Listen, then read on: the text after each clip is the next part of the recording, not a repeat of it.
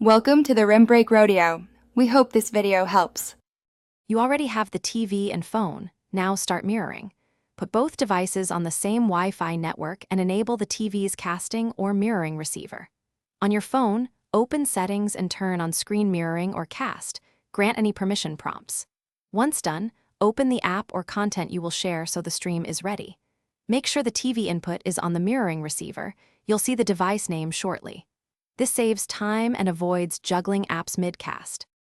You should now select the TV name that appears on your phone's cast or screen mirroring list. Tap it.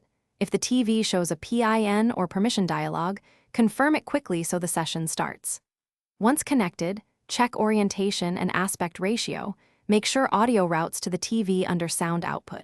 If content looks cropped, use phone display settings to adjust scale or the TV's picture size. These calibration steps prevent black bars or clipped controls while you watch or present. When you're done, stop mirroring from the phone's cast control or close the casting app. This ensures apps stop streaming in the background and conserves battery. If you see lag or stutter, lower the phone's streaming quality or move both devices near the Wi-Fi router. Interference causes most slowdowns.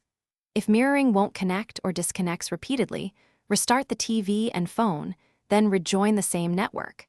That resolves lingering handshake or IP issues in most cases. Thanks for watching. Consider subscribing if we helped you.